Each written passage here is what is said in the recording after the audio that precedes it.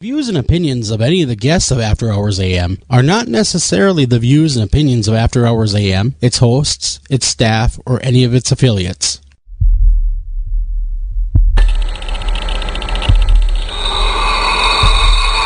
Welcome to the After Hours program.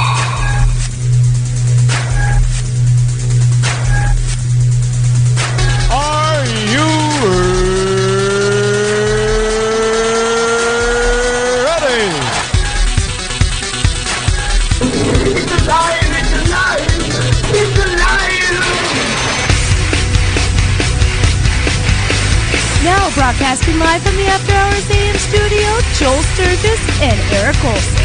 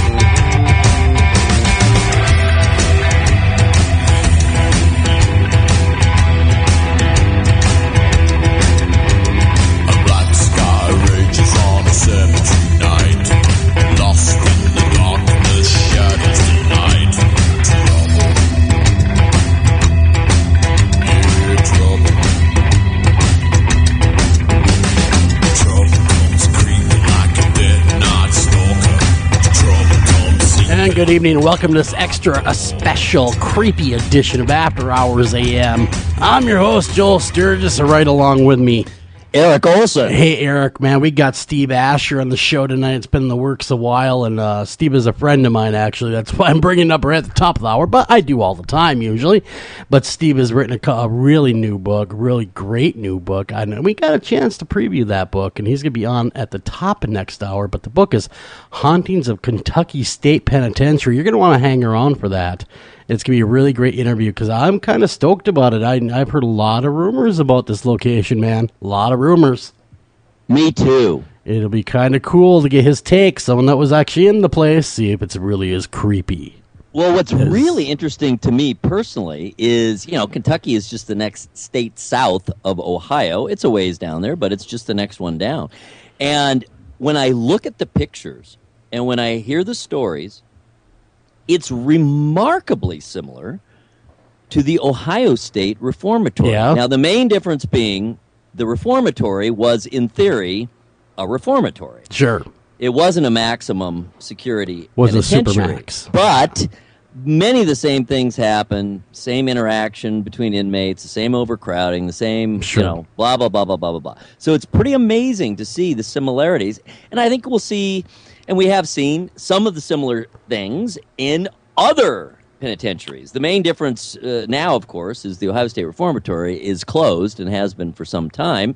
And apparently the Kentucky State Penitentiary is still going strong. Yeah, that's their old rumor I heard. The Kentucky State Pen is still going strong, my friend. Yeah, it'll be great to hear what he has to say about that when we have him on the show. I think it'll be cool to pick his brain about what went on. And hear the spooky tale. The spooky tales.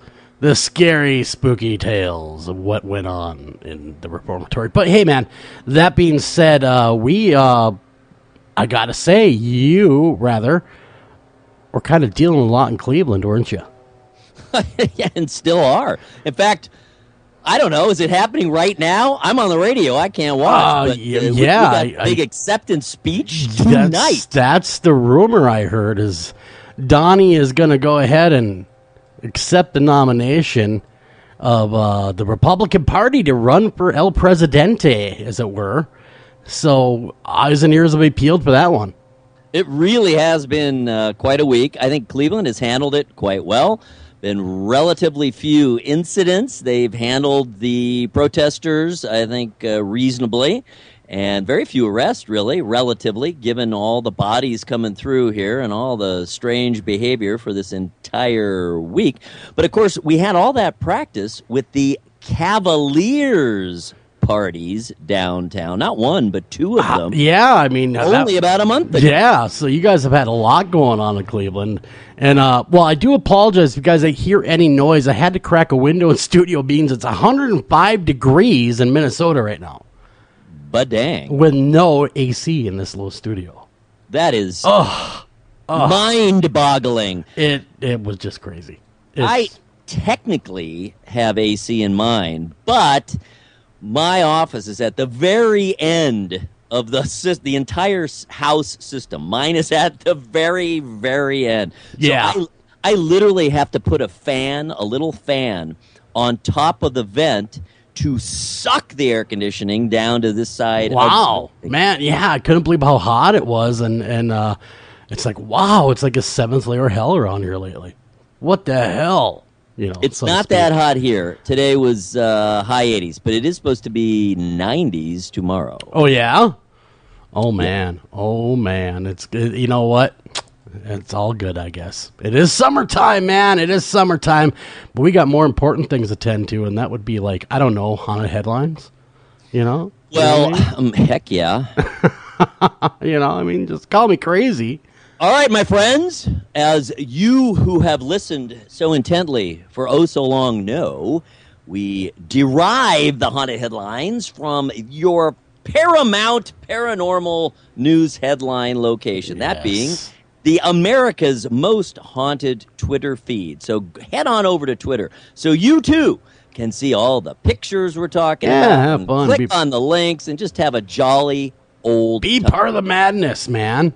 Twitter at AM Haunted. All right, let's get right into it. Been a lot of stuff going on. I've actually had a really big week traffic-wise.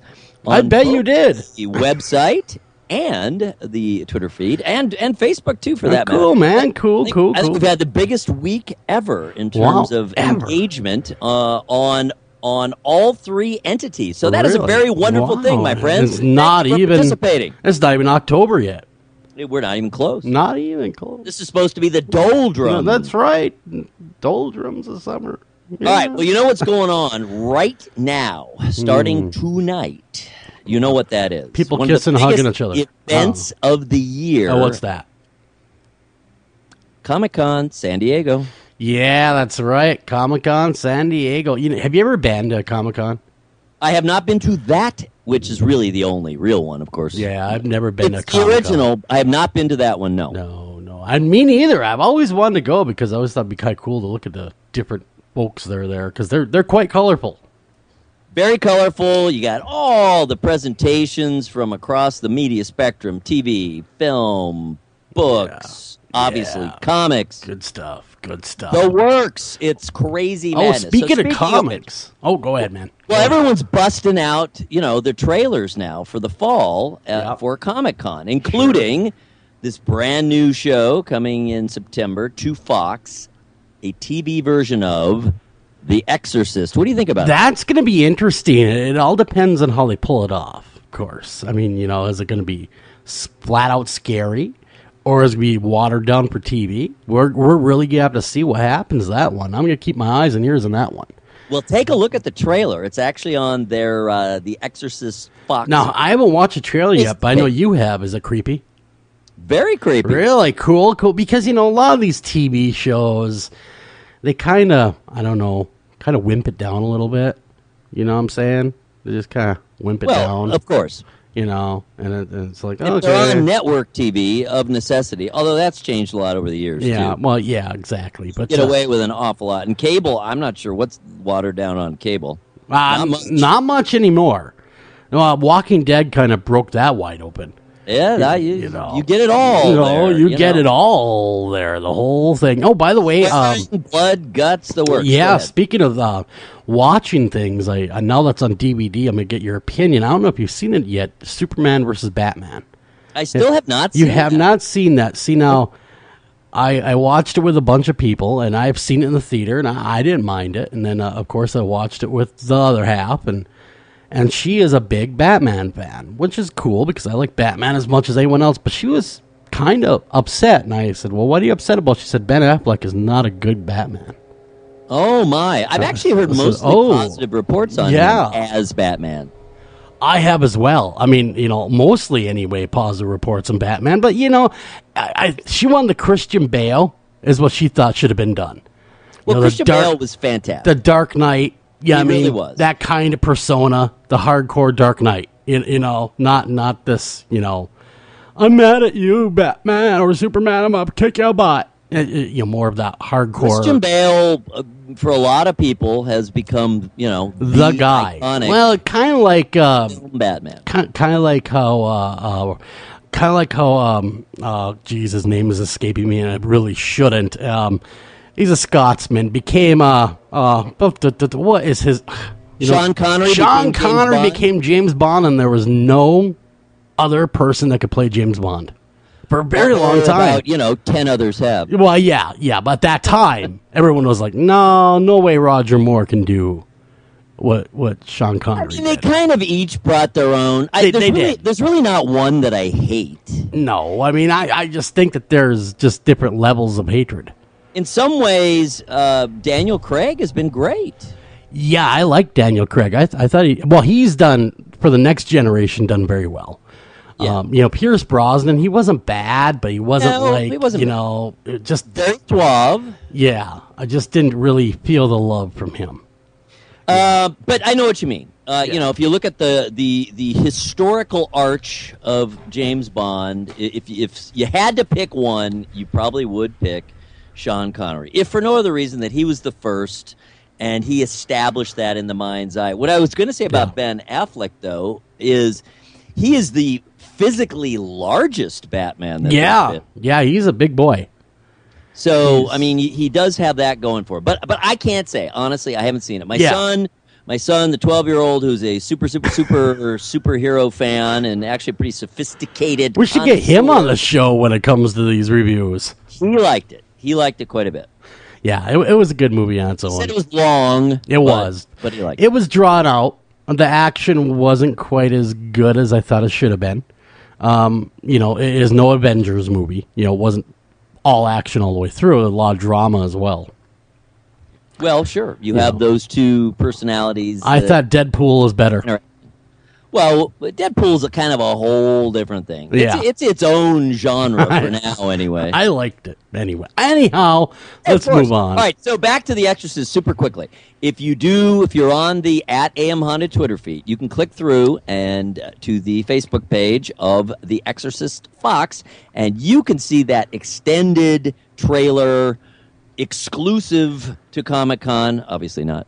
All for yourself. All right, moving along. We've had people on the show who are into more kind of Earth-based paranormal stuff, like giants and weird archaeology, alternative history. Yep. So there's a really interesting story from our bud Lon Strickler over at Phantoms and Monsters. Thanks, Lon. Who lives in Pennsylvania, and he's talking about the 8-foot giants from the Susquehannock tribe that were allegedly all over Pennsylvania when the English settlers arrived in the 1600s. Interesting. I was not aware. That's cool. I'm going to have to read that because, see, now, I've been interested in the giants for a long time, especially when the show was on. When we had the brothers from Finding Giants on the show from History Channel. And I don't think they're doing that show anymore, oddly enough. But that's too bad. No, the shows, they come and they go. Yeah, it's too bad, but I like the show. But anyhow, I always kind of thought there's more to the story with giants. Well, what you keep hearing, and of course I don't know because I'm not a anthropologist or a paleontologist or any of those things, is you keep hearing about these bones, these skeletons being found that translate to a person somewhere in the neighborhood of 8 feet tall. Now, in this day and age, do we call someone 8 feet tall literally a giant? I mean, it's super, super, super tall, but it's not unprecedented, you see. So does that qualify as a giant? I don't know. Good question, because, we were much shorter way back when. By and true in large. general. I mean, in general, I mean, someone 6'5" would have been just a hulking, person. Interestingly, though, there's a little caveat to that. Just let me interrupt 1 second. I'm sorry. That, yes, you're right. For the most part, for most of human history, we've been considerably shorter than we are now. But that's not exclusively true. There have been cycles where humans have been taller and then grown shorter again. And apparently there was a peak like kind of toward the end of just before the farming period, before agriculture started. Yeah. So kind of the end of the original hunter-gatherer period when humans were quite tall. 6 feet was not unusual. And we're talking tens of thousands of years ago. Yeah, that's really interesting to me, though. I mean, just to see how we have changed and adapted as people too. How we've gotten bigger and shorter and this and that, and I wonder what kind of changes that we're going to have on the horizon as a species. Well, you would think with all this genetic engineering coming along that they would be awfully tempting to start making people taller. Because, man, who doesn't want to be taller? Well, that's just it. Who doesn't want to be taller? I Even want to tall be. people want to be taller. I want to be taller. That'd be I want to great. be tall. Do you really? I've always wanted to be taller. Have you always wanted to be taller, Eric? Always. Always? I always wanted to be 6'4", Really? How tall are you now? 6'1". Oh, well, you really don't have any room to complain. Come on. I'm the just short telling end you. of the tall group. Oh, at least you're there. I squeeze in At on the least bottom. you're at the tall group. I clutched. You're at the table, man. I pawed my way. My hand is hanging over the bottom of the tall pile. And here you are. I really want to be only 2 inches taller than I am today. I want to be 3 inches tall. Oh, 3 inches taller. Sorry. I just want to be taller. I don't care how I get there. I just want to get there. I know. Well, we've talked about this before. There is a legitimate way to gain 2 to 3 inches. Imagine that. That's an enormous amount. 2 to 3 inches in a fairly short period of time. Do you know what that is? No, I don't. Is that by hanging upside down? Well, not that much. You wouldn't get that much. Okay. I mean, it's temporarily, sure. It does stretch you out a bit. Okay. And you're taller in the morning than at night. Now, that's proven, isn't it? That's absolutely true. Yeah. And it's gravity. It's the effect of gravity. When you're laying down, right, you're stretching out. Gravity is equal across your whole body. Doesn't that just seem a little weird to you? It is odd, but then if you think about it, you're standing for the most part throughout the day, or at least let's say you're vertical anyway. So throughout the day, and gravity's pulling down on you, compacting. Anyway, the way to gain 2 to 3 inches for a considerable period of time, weeks anyway, not just minutes or seconds, go out into space. But for us, that's not an option. I was curious. Do you dangle upside down? Are you a dangler? Do you know what happens to me? Huh? I get terrible black spots under my eyes. Really? Yep. The Wow. blood, the blood rushes to your head. Obviously. Sure. For whatever reason, mine hangs out right below my eyes. I look like you're a football player or an outfielder. I was gonna say, what do you look like, Robbie the raccoon, and you're done? With the eye black, except mine doesn't come off. And man, that stuff that hangs around. It's a bruise. It hangs around. Well, yeah, I was gonna say it probably hurts a little bit. It hangs around. It hangs around. Looks like you got in a fight. I look super bad. You do. You know what? You look like one bad mofo. You know what I'm saying? Huh? You walk around the streets of Cleveland, no one's going to mess with you. They go, oh, man, that guy likes to fight.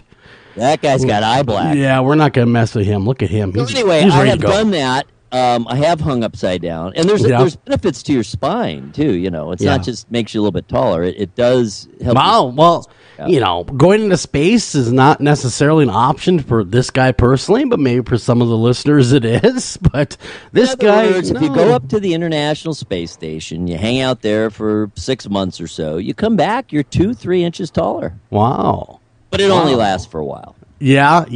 Well, Oh, this just in, and I forgot about this, and Clarissa brought this up. She said in Japan they actually lengthen the leg bone.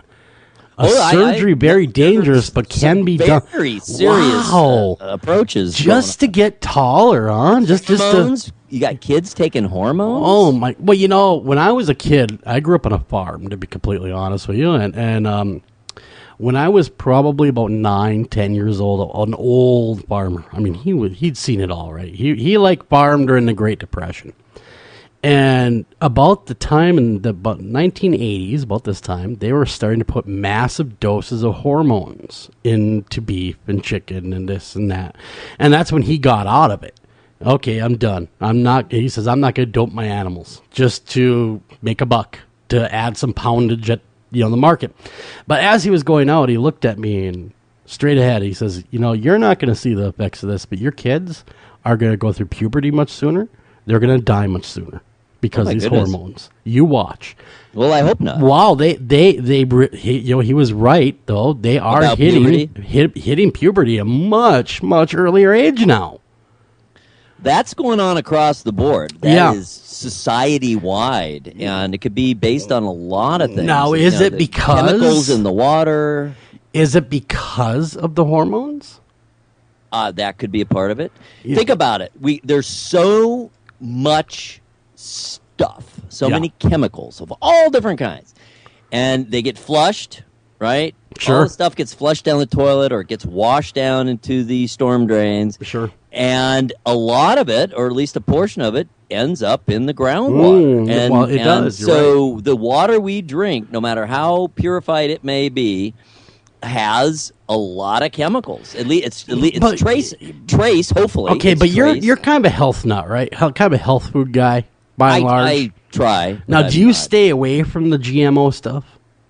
No, I'm not concerned about GMOs. That doesn't bother me at all. Okay. I'm concerned about various things, but modified, that doesn't bother me. How about hormones? Do you try to steer clear the hormones that have been injected like wildfire? So they say anyway. They, as in people that activists against it.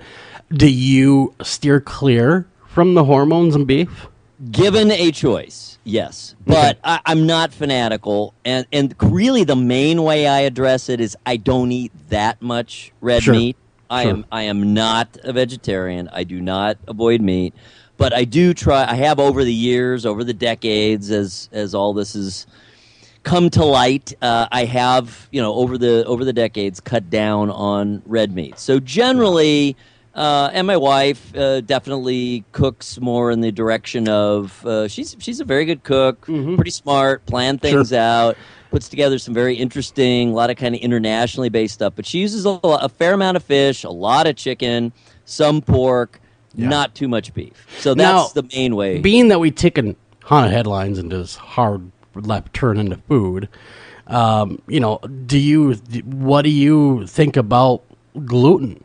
I mean, do you believe there's something to that, too? I mean, we've only been eating bread for the last 30,000 years, and all of a sudden everyone's allergic to gluten. What do you think, man? Like anything, it's probably on a sliding scale. And like anything, once it gets discovered, everyone jumps on it. It's the rage. It's, oh, my God, it's the end of the world. I'm sure there are people whom it negatively affects, just like... There are people that any chemical negatively affects. People are allergic to anything and everything. Somewhere. There are people who are allergic to themselves. Yes. Think about that.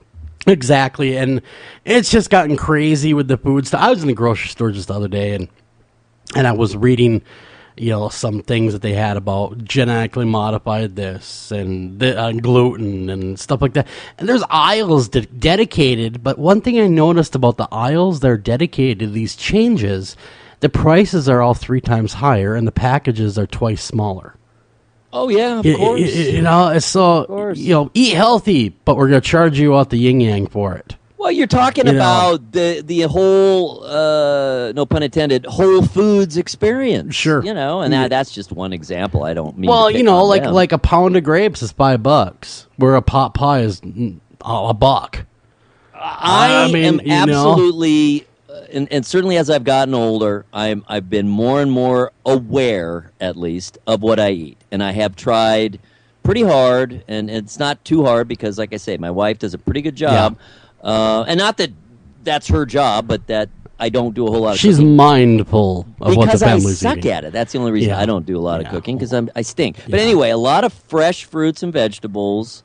I just for dinner now, tonight, we had salmon And we had, let's see, what are those? You don't want to hear what I had for supper. Some sort of chopped up, vegetable-y looking thing that was pretty tasty. And then I'm guessing that the rice is actually orzo. So that was dinner. Man, I had a PB&J and a handful of Cool Ranch chips.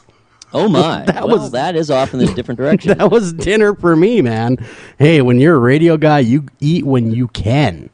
You know. Hey, while we are on this topic, Sure. fittingly enough, our next post at AM Haunted. Now, we all know how radioactive and dangerous and disastrous Chernobyl is, right? Yes, we do. All right. Well, in Russia itself, because Chernobyl is in what, Ukraine, isn't it? Yeah. Or is it in Georgia? Oh boy, now I'm feeling dumb. I'll have to look that up. Chernobyl, I do believe it is in Georgia, if I'm not mistaken. Anyway, Yeah. it's not in Russia proper. It's in the former Yeah. Soviet Union. Yeah, We apologize for It was how dumb part we of the Soviet bloc at that time. Exactly. But there is a town in Russia itself, Russia proper, called Ozersk. Ozersk. Wow. And it has the highest level of radioactivity in the world. Okay, would you want to live there? My God, no. Look at the mutants. I that look come at out of that there. guy. I mean, he's the baby they showed way back when. Oh my gosh, he's still that poor man. And look at that poor man. I couldn't imagine that. You know, that must be where all their athletes are coming from. I mean, they're like super freaks. Well, did you see that they banned the entire track and They field did. field team? Yes, you guys are doping. bro. You're out of here. You're doping. Yeah, no, yeah. Well, come on. You know, it's Russia. What do you expect? but the fact that Did they you not actually see got Rocky caught. 4? Did you not see Rocky 4? I did. But Okay. the fact that they actually got caught? Yes. That's amazing. That is a big deal right there to get booted. That's And they're still debating right now, just, literally weeks before the Olympics, they are still debating whether they're going to boot the entire Russian team. wow. Jeez, guilty for by association. Systemic Wow. doping. Well, you know, it was not the first time the Russians have doped, though. Oh my God, no! you know, it's the first time they've been caught, yeah, and it's public, and it's yeah, out, yeah. and they are nuked. All right, well, let's move right along, my friends, because we are running out of time before we get to the bottom of the hour. And we have Miss I thought Kirsten this was Klang. a genius light bulb moment. After 2 years of intensive searching, Of searching for the light bulbs. There they are. searchers have decided that perhaps they're looking in the wrong spot. Maybe. They need to shine a light on it. For Malaysian Airlines Flight 370. Oh, those poor people on that flight. Oh, my gosh. It's atrocious. That Now is. they're saying they've been laboring under the misconception that the plane dove straight down in its final plunge into the water. Now they're saying, maybe it glided.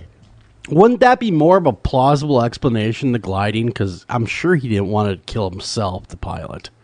Well, the most popular opinion these days is for whatever reason, the pilots were out. They were out of the Oh, that's right. I forgot. That was the flight where they thought they're knocked out. picture. They weren't even conscious. Gotcha. And yeah.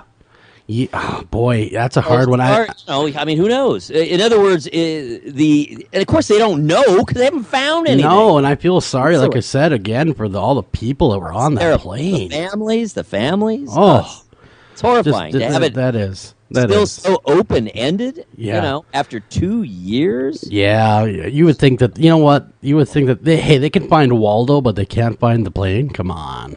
It's crazy. They have found, I guess, what I know. There's one piece that they're pretty sure did come from it that washed ashore way west in the Indian Ocean. But other than that, there's been some other false alarms, things that they thought might have been from it, but were not. And really, they just don't know any more now than they knew 2 years ago. It's all just a guess. Yeah, I mean, yeah. who knows? It's just a all guess. just let's see what sticks kind of deal, and hopefully things right themselves, so to speak, and there's some closure for these poor families. On a much more positive note, do you know the 3 stages of twilight? I didn't know anything about this? Yeah, dusk, dawn, or totally damn dark. Well, not exactly. But no, the 3 stages for either coming out of the darkness at dawn or going into the darkness in the evening. Because each are called twilight. Okay. Each of those periods. So there's 3 stages. And in particular, we're talking about in the evening. So it's based on how far below the horizon the sun very is. Interesting. Very, very interesting. So look at those lovely pictures. Beautiful. Beautiful is also an article people want to click on. Again, over at AM Haunted over at Twitter. Check it out. But, man, we are late for a break. When we come back, we got Miss Kirsten Klang reading your emails. Don't go anywhere. We'll be right back right after this. See if you can catch the drift on this one.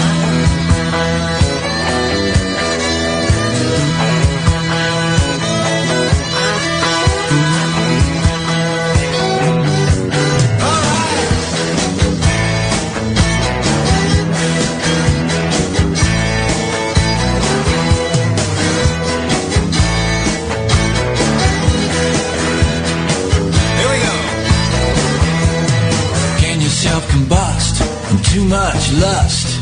Can you implode, overload? I'm off the chart when you're in my heart. Can you self-combust from too much lust? Author Steve Asher brings us Hauntings of Trilogy. Steve's first book, Hauntings of the Kentucky State Penitentiary. This first installment of the trilogy tells us the tale of the Kentucky State Penitentiary and why it's so haunted. With every turn of the page will be something new and terrifying. Pick up Steve's new book, Hauntings of the Kentucky State Penitentiary, at Amazon.com, Barnes & Noble, and all better bookstores everywhere. Anavar Media LCC is a dedicated team of professionals committed to helping business development scale and protect their websites, mobile applications, enterprise software solutions in the Northeast Ohio area. Locally owned since 2012, our client-centered values truly sets Anavar apart. Contact us today to learn how you can get 25% off your first project. Call them at 234-380-4852.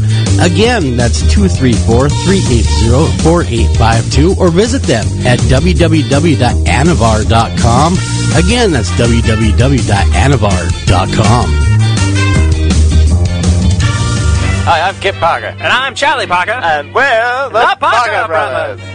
Hey, Charlie, what's missing from our game catalog? I don't know, Kip, tell me. Well, you can't talk to the dead. You sure as hell can. That's why we got this brand new game called Ouija. Ouija? Well, break that down for me. Well, it's Wii because you're having a great time, and G, it's because G, aren't you having a blast because you're having a good time with the Wii? It looks like it smelled like a Chinaman got caught in there. Don't question it. Well, Ouija, Kip, tell me about it. Well, inside the package comes a flat board with all the letters of the alphabet, numbers from 0 to 9, and a yes-no written out by itself. Well, that sounds like a lot of stuff going on. It's got a lot of stuff going on indeed, Charlie. It also comes with this planchette, which hovers over the letters the dead are trying to tell you. Well, how does that work, Chip? Well, you ask the question, and then the dead move your hands in the direction of the answers. That sounds like a heck of a way to find Grandpa's slave money. Turns out it was in the attic.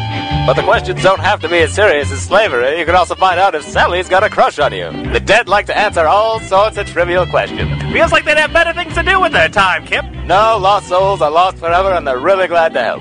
Well, gee, Kip, can't you just get any sort of board with numbers and letters and talk to the dead? The dead prefer quality like anybody else. Quality you can only find at Parker & Parker. The Ouija board, brought to you by the Parker Brothers, available in both white and colored wallworks. Separate but equal savings. Hi, Tom Bodette. If you can hear me, then you have an internet connection, which means you can do cool things online, like listen to streaming radio, obviously, or watch a video of a monkey washing a cat. Let your freak flag fly. Or you can book a room at a great price at Motel6.com. Isn't the internet wonderful? Everything you want right at your fingertips, and whoa, did not need to see that. I'm Tom Bodette for Motel 6, and we'll leave the light on for you. Do you have a question for our guest tonight? Don't feel like calling the show? Not a problem. Email those questions to afterhoursam@gmail.com. Again, that's afterhoursam@gmail.com.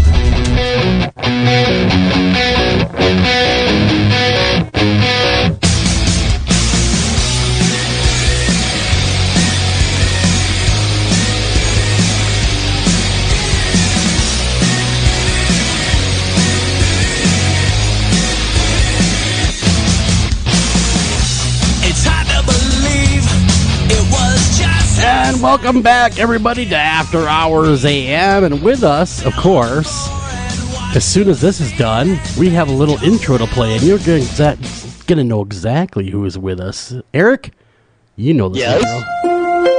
Mwah! It is time now to hear from you guys. Your emails sent to After Hours AM of your encounters of the paranormal with the beautiful and talented Miss Kirsten Klang of Mystical, Minnesota. It'll scare, but it'll also enlighten you. Now, the mistress of the dark, Kirsten. All right, Kirsten, you better live up to that. You better live up to that now, man. I really hyped you up there. I'm the mistress of the dark. I think I need implants. No. Well, a good implant goes a long way. A good one, yeah. Good.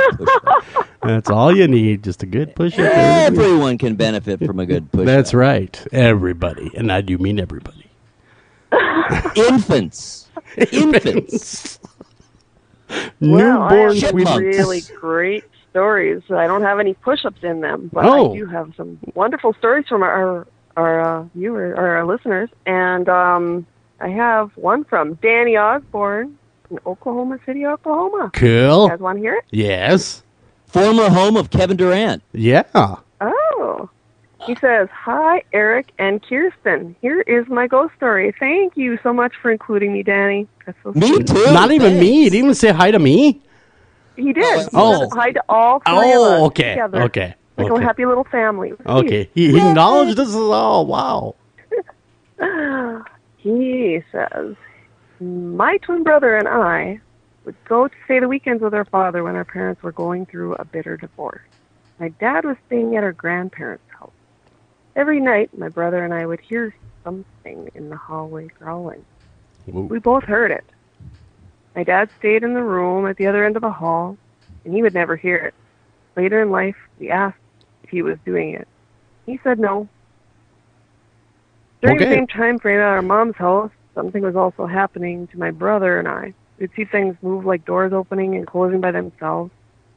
One morning, we were eating breakfast, saw the garage deadbolt turn. Ooh. The thing is, we had a pit bull with a litter of pups in the garage, and I know that if anyone came in the garage, she would just bit them, but she didn't make a sound. After Mom and Dad's divorce was final, we never heard anything again. I guess when bad things are going on in life, the devil knows and tries to step in. I am almost positive we're dealing with something evil. Evil. Growling in the Evil hallway. afoot. Good story, though. Good story. Yes, a little shorty one. Thank you, sir. We Growling like is short. Very common phenomenon. It is We very get a lot common. of growling, don't we, guys? Yes, we do. Every now and again, I hear, "Arr," and then And not just our stomachs. No, I was going to say, then I eat Snickers. All right, I have another one from Travis Nelson, East Liverpool, Ohio. I was Hey, hot, Ohio. paranormal state. Oh, we are. Lots of stuff. Oh, yeah. Yeah, I've heard a lot of things coming from Ohio. Oh, yeah. Ohio is not only a swing state for voting, it's also a swing state for the paranormal. Dun, dun, dun, dun, dun, dun, dun. All right, Travis tells us, there have been many instances in my lifetime when I've questioned being absolutely alone while being alone. I was always insisting that my imagination running wild was just a strong mental tick. I never really let any type of unusual happening sway my courage to weather the storm and not let my emotions get the best of me. Not crying in the corner never anymore. All right. Forget the day that I was assured not only was my imagination at rest, but I was not actually alone as I thought I was. At the time, I was staying temporarily with my mother-in-law, whose house was always filled with people. Grown 5 children, aged 12 to 26, 2 grandchildren, aged 5 months to 2 years at the time. Sure. It had been a long day. I was working at a fast food job at night, doing every side job I could by day. I came in around 3 a.m., and I instantly fell asleep on her couch in the living room shortly after sitting down. I woke up very late in the day. 2 conversations in my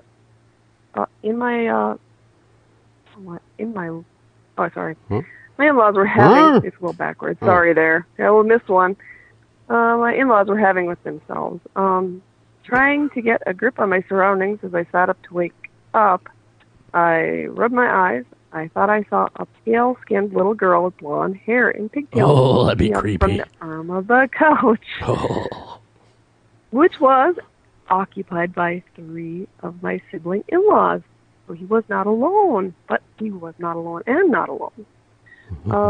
That was diagonal to where I was, staring intently at me. The girl had somewhat of a smirking smile. Oh. Thinking it was just my mind playing tricks on me, I really didn't think anything of it. I hadn't even finished rubbing my eyes when 2 of my in-laws nervously blurt, "Did you see that?" Wow. I sat dormant about 10 seconds, waiting to see if it was just something moving. My mind may have made some connection somehow. A few said, "Yeah, it was a little girl."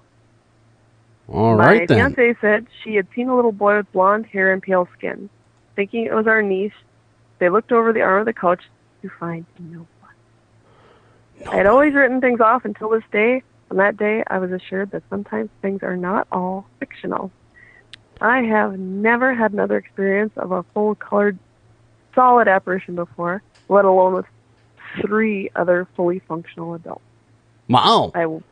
Yeah, they're fully functional, too. Yeah, well, that's good. They're not special needs anymore. Sweet.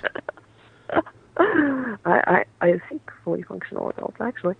I like to think I'm fully functional. As it was comforting, knowing I wasn't completely alone. To this day, I'm not sure what we saw, nor do I really care to find out who or what it was. Then why are you writing the email, dude? I mean, no offense, but okay, I don't even want to know what it was, so I'm... All I know is it was it intended to be seen. I like to believe everyone that endured that experience had grown from it. Wow. So I kind of like that. That was very poignant, I think. It's supposed to be a really growing nice thing to say experience about when the you ghost. see a ghost? Yeah. You know? Yeah. Wow. Okay. He grew from it. That's beautiful. Yeah, I guess that's very beautiful, I guess. Thank you. Thank you for the uplifting email. Keep them coming. It was uplifting. It was.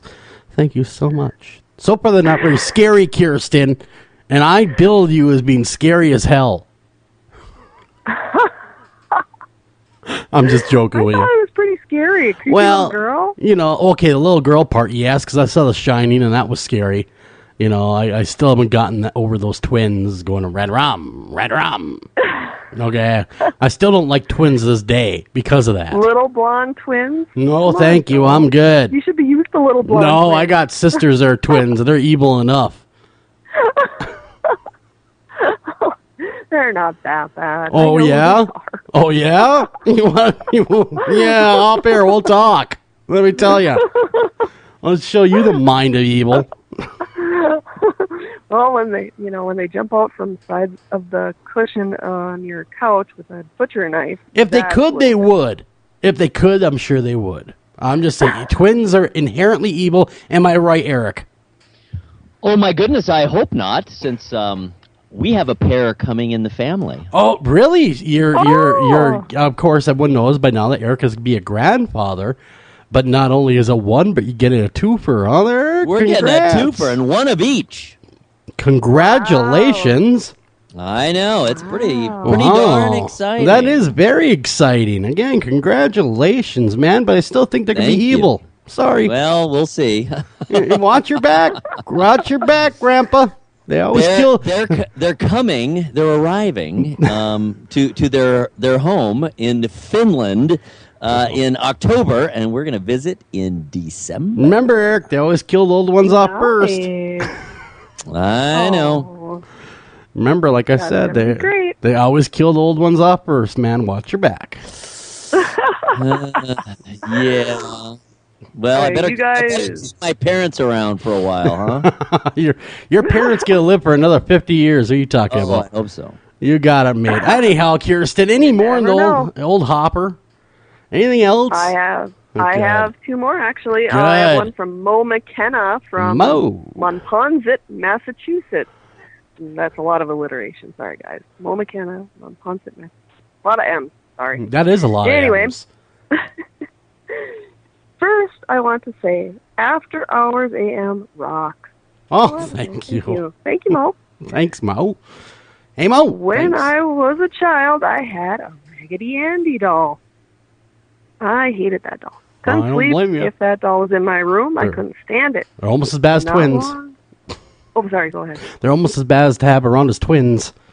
Raggedy Ann doll. I know. Yeah, I had one when I was a child. Those vacant button eyes. I didn't like. Well, I didn't like her because she didn't look real. But, Mm-hmm. and I liked dolls. Anyway. I'm pretty sure that Raggedy Ann doll had something to do with the JFK assassination. I'm just saying. They always seem to be plotting. There seems to be some kind of paranormal connection to the rag dolls. I don't know what it's about. There is, isn't there? Anyway, it says here that she couldn't sleep with that doll in her room. I just couldn't stand it. Not long after my parents gave it to me, odd things started to happen. I had a wicker chair in my room next to my closet. I sat Andy in it. The only thing was, when I tried to go to sleep, I couldn't stand Andy looking at me. Nor could I. Oh, good. I'm sorry. I keep interjecting because I really do not like Raggedy Ann dolls. They freak me out. Okay? They creep me out. Those vacant button eyes. That's what gets me. Yep. There's something weird about Just them. saying, man. Just saying. So Mo turned him around to face the back of the chair. The next morning when I woke up, I turned over and looked over at the chair, and Andy was facing towards the bed. Dun, dun, dun. I thought maybe my mother had come in and had turned it back around. She's like that. Everything has to be perfect. She's so sneaky I like didn't that. think anything of it. That night, before I went to bed, I turned him towards the back of the chair again. The next morning, he was again facing my bed. With a knife. Oh, sorry. So the next night, I turned him towards the back of the chair, and the next morning, he was staring at me again. Oh, my I God. asked my mother if she was turning him around. I just wasn't waking up when she entered my room. She told me he hadn't been in my room any of the times that Andy had moved. That did it. This time, I put him in the closet, and I locked the closet door. I don't blame you. I do not blame you at all. Dolls freak me out anyway. Next morning, Oh, he no. was back in the chair. What the heck? That did it. So, wait a I minute. wanted nothing more to do with him. He locks the doll away in the closet. Yup. Locks it And all. thought, oh, I can go to bed now. I'm all safe. Turns in, right? Wakes up the next morning only to see him staring at him from the chair. Going, you thought you could lock me away, didn't you? With daggers in his eyes. Yes. Or in his hand, even worse.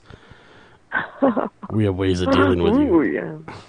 Little Chucky doll. Mm. Little Chucky rag doll. Good old Chucky. So she wanted nothing more to do with him.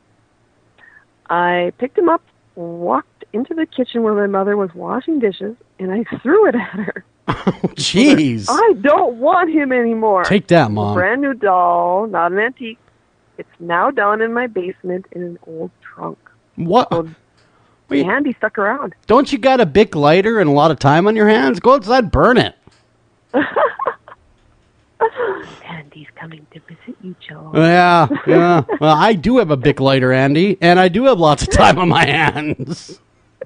And a fire pit. If you know what I'm saying.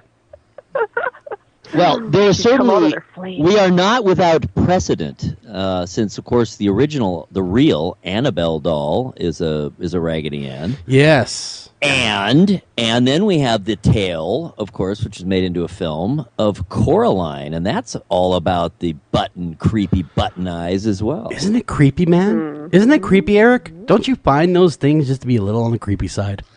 Well, it's uncanny. It literally is what it is, meaning it's close to human, it's humanoid, but it's not quite. And of course, the closer you get, and that's why robots bother so many people, especially really humanoid robots. The closer you get to an actual human, for many people, the worse it gets, because you're getting closer and closer and closer, but you can never close that gap between what is human and what is not, no matter how close you may get. So that's the problem. It's the uncanny valley. Uncanny Valley. Sounds like a movie. Welcome to the Uncanny Valley. It does sound portentous, does it not? With really demonic dolls waiting for you. Yea, though I walk through the uncanny valley. Yeah, I fear no Raggedy Ann doll. I fear no Because I got a big lighter and lighter fluid, and I'm good to go. Better than strange cravat. That's you know what I've heard really works well to kind of burn dolls? Disable pretty much any paranormal entity? Tell me.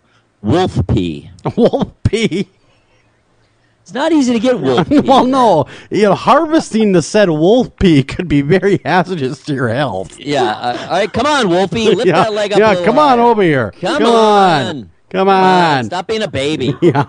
Get on over here. Let me pet you. 30 seconds more. Come on. Yeah, drink this water. Come on. Squeeze out those last drops. Squeeze out those last drops. So, okay, They're the most Eric, potent of all. where did you hear... somebody's going to come out selling that stuff. Yeah, You know wolf that, right? pee. Hey, that newest After Hours AM product will be harvested wolf pee. Direct. Buy it on Etsy. Honestly, I have actually seen it a few different places. So- There's various potions, that people put together, and I saw, I saw a recipe for a kind of all-purpose paranormal. So it'd be covering anything that would come your way, and it was garlic. Wow. It was bleach. It was wolf pee. Now, you think the ammonia and the bleach maybe wouldn't get along. sage. You wouldn't think the ammonia and the wolf pee and the bleach would get along so well. Well, you wouldn't. Very good. You know. It may explode, I thought but it may explode. However, well, there you would go. be safe from paranormal entities. You too can be safe from paranormal entities just by mixing together some wolf pee along with some bleach and garlic. You keep anything away with that. And anything. sage. And maybe sage. sage. You can't forget the sage. Sage is very important. To me, sage smells like feet a little bit. It just smells kind of stinky to me. It is. Kind of smells like, not that I know about this, skunk weed. Yeah, something funky. Yeah. Exactly. I was in college once. Rumor has it. Yeah, exactly. Rumor has it. But that's Do odd. we have time for another one? One more. Sure, whip it Bang on us. one out. All right, let's read one up on Dave Pratt from Bronx, New York. Hey. Something unbelievable happened. I didn't believe in the Ouija board because they sell them at Toys R Us. Well, So I didn't think they would sell something dangerous to kids and adults. that's true. I've read stories about the Ouija board. I didn't know if it was true. People do make up stories, so it's hard to tell if it's true or not. Some people say the Ouija board is just a game. Others say it's not a game. Some say it's dangerous. Ooh, I had to find out for myself if the Ouija board was really dangerous. On Sunday, I decided to go to Toys R Us to buy the board. And some Drove my wolf pee, car just in be the on the safe morning. side. And some Yeah. wolf pee. To Toys R Us, and I was just looking around at first for about an hour. After looking around, I went to the game section. I purchased a Ouija board. I drove back to the apartment. I put the board in the closet. The same day, about 10 p.m., I decided to try it out. Sure. Took it out of the box and put it on my bed. Didn't have any candles, so I just dimmed the light. Put the board on my lap and the planchette on the board, and put my fingers on the planchette. I started going around in circles for about a minute. Stopped, and I started saying, "Is there anybody out there?" Sure, that's so wise to do. I kept saying it for about 15 to 20 minutes. And then all of a sudden, I felt a strong presence right above me. I was so scared that I ran out of my room. I threw the board in the garbage. I was very shaken. Ooh. Back to the room, turned the lights on, did not sleep at all. Ooh. Next day, I felt much better. Never felt the presence again. Months later, I began to this urge to make my own Ouija board. Oh, The no. feeling was so strong that it overwhelmed me. I went to the Home Depot. I purchased a wooden board and other things. Yeah, everybody knows that's the ground zero of a cult. The devil's playground. The Home Depot. Aisle 10. The urge was so strong that I couldn't wait each day to get home and finish it. After I finished my homemade board, I put it on top of my computer monitor. Oh, good Next day I woke thinking. up at 5:40 a.m. and I had an urge to use my homemade Ouija board. Oh, the inhuman wow. spirit that came through Parker Brothers Ouija board had something to do with it. But, I think, it's going. Right, interesting that it inspired him to go crafting. Yeah, it didn't lead to ghosts. It led to carpentry. Yeah. What? That's just crazy. I wish I could harness that for good. Yeah. Jesus was a carpenter. He was, but I doubt he made Ouija boards. I'm just saying that might not have been the trade. He had a more direct line. He did. He had the direct line, if you know what I mean. But that's a little crazy going to the Home Depot. I'm going to go get the stuff. What do you say when you're shopping around? Hey, by the way, do you have a mystical plywood? Of a Ouija board. Yeah, you got a mystical plywood laying around that you're not using. That I can contact the other world with. Thank you. What do you say? Spray paint. How about the glow-in-the-dark spray paint there and a shot glass? I need to go to the planchette section. Yeah, I don't think they sell those. Okay, well, Kirsten, thank you so much for reading the listeners' emails to us, and thank you, everyone, for submitting the listener emails. But I know you got some new stuff going on over there at the Mystical, Minnesota. So what's going on, man? We've always got some new stuff. It's been a little slow this week, but we're working on getting some more photos. We've got a lot of new people, a lot of new interest on the page on Facebook. Lots of new great stuff on there for you always, but we'll have more for you. Should be going out tomorrow to grab more. Also, just opened our first Twitter page. Ooh, what of us? Twitter! I just tweeted you.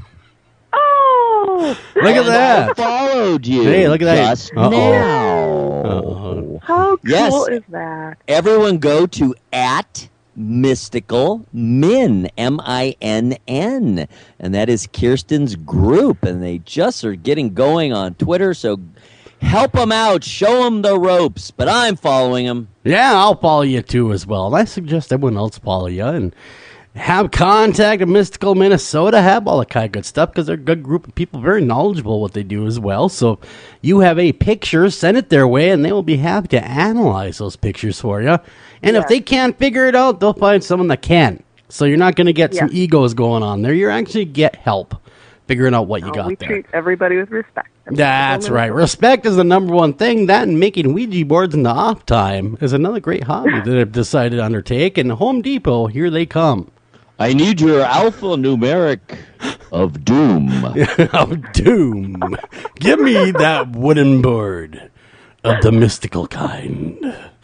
Yes. You got a 4-ply plywood here. I don't want the board to fly apart. As I ride it across the Halloween sky. Exactly. Exactly. I don't know, but getting back to that email, the whole Ouija board thing, I'm up in the air about them. I don't know. I hear they're good. I hear they're bad. I hear they're indifferent. I really do believe it comes down to, I think you guys agree with me, intent. Yeah, it's a tool. You know, I think you open yourself up to anything. Like that guy saying, or girl saying, for 25 minutes, is there anyone out there?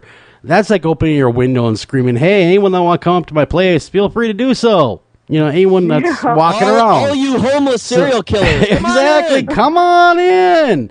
Not a problem. I got some A1 if you're on the cannibal side, if you know what I'm saying. Hobos, bring your hobo arms with you. But you know, to make your own, you know, to get that obsessed, I want to say it was not necessarily a spirit making this individual obsessed to make a Ouija board. It was probably more their own curiosity and probably trying to face their own fears subconsciously more than anything else. Could very well be. Yeah, I mean, on a very serious note, I think it's really important, and I've learned this all along, but even more so over the last 5 years or so, and I really have been more focused on the paranormal again after a fairly long break, and that is the mind is such a powerful, incredible thing. And we still do not know to this moment, while all of us agree there's something going on out there, there's just too much activity for there to be nothing causing all this paranormal activity. But it could all be literally, and I don't mean this in a negative way, it could all be in our minds. It could be literally. all thought forms, too. You just don't know. Nobody quite knows yet, but very, very good point there, Eric. Very good point. That being said, Kirsten, thanks again for coming and reading the emails from the listeners, and we'll see you next week, of course, a whole new batch of them. But until then, we got to run to Fox News. We come back, we have Mr. Steve Asher joining us. Not only is he the author, but he's also a paranormal investigator. Don't go anywhere. Be right back right after this.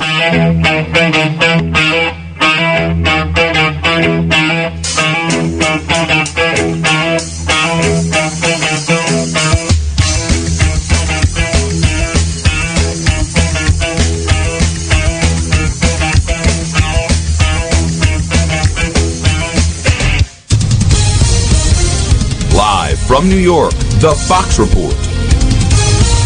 And Lisa Brady. And this is a Fox News alert. After all the polls, pundits, primaries, and controversies, Donald Trump will accept the Republican nomination for president tonight. But no pressure. Fox Radio's Jeff Manasso is live at the convention in Cleveland. Lisa, a day after Ted Cruz's non-endorsement here at the Quicken Loans Arena, then Donald Trump gets the biggest nod of his professional life when he takes this giant stage here at the Q and accepts the Republican presidential nomination. His daughter, Ivanka Trump, will introduce her dad as she also tries to appeal to women voters. Security a bit tighter inside the Q as officials plan on shutting down access to the floor early tonight, though for now, delegates continue filling up their seats here, wearing all of their Republican-themed hats, ties, and dresses, expecting a good night here for Donald Trump. Lisa. Thanks, Jeff. Meantime, sources tell Fox News the Trump campaign has used anti-plagiarism software on his speech, just as a precaution after what happened with Melania Trump's speech. Democratic Party chief Debbie Wasserman Schultz. We're here to tell you that America is better than this. She says Trump only offers bluster, fear, and anger. Hillary Clinton expected to make a running mate announcement ahead of next week's Democratic convention. More fallout over North Carolina's law limiting transgender bathroom choice. The NBA has just pulled the 2017 All-Star game from Charlotte. Legal fights over that law continue. One of the founders of Fox News Channel has resigned. Roger Ailes stepping down amid a sexual harassment allegation that he has denied. 21st Century Fox, the parent company of Fox News Radio, announcing that Rupert Murdoch is stepping in as chairman and CEO of Fox News Channel and Fox Business Network. The Dow falls 79 points. This is the Fox Report. Fair and balanced. It's Thursday night, and you're grabbing drinks with some friends. Started off with a pitcher for the table, which quickly becomes two. There's pool. And there's the photo booth. All right, everybody squeeze in. Say cheese! Followed naturally by an order of wings. And another. Can we get some extra ranch sauce? Then there's the ceremonial nightcap. So what are we doing this weekend? And lastly, it's back to the car, which, if you're buzzed,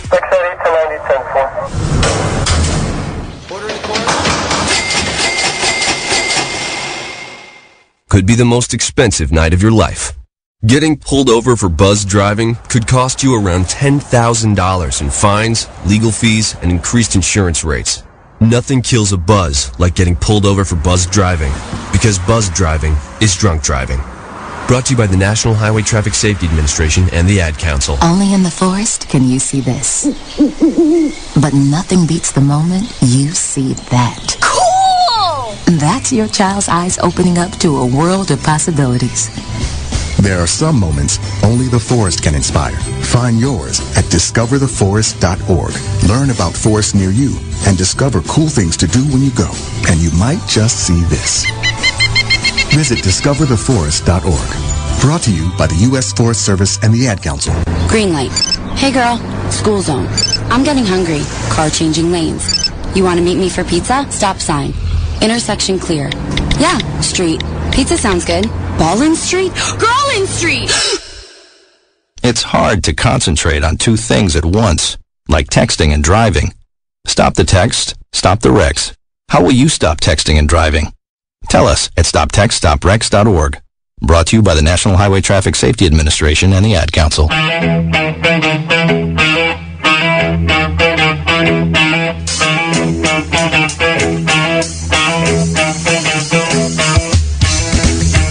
And welcome back to After Hours AM. Everybody, I'm your host, Joel Sturgis, right along with me. Eric Olsen. Hey, Eric, man, we got a great guest on tap tonight, and he's actually a good friend of mine, but I'll allow you to do the introductions, if you will, sir. You are always far too kind and generous. Well, geez, thanks. You can make me blush over here. No problem. Hauntings of the Kentucky State Penitentiary is the first book in a trilogy of hauntings from author Steve E. Asher. The Kentucky State Penitentiary opened its clanging iron gates to the convicted and condemned over 100 years ago, yet many prisoners, long deceased, still walk its corridors. Noted paranormal researcher Asher provides true first-hand accounts of the paranormal as well as his own personal experience at the state's most violent, controversial, and haunted prison. He relates shocking testimonies from the men and women who have worked behind the prison walls and their encounters with the spirits of dead inmates. Welcome to the program, Steve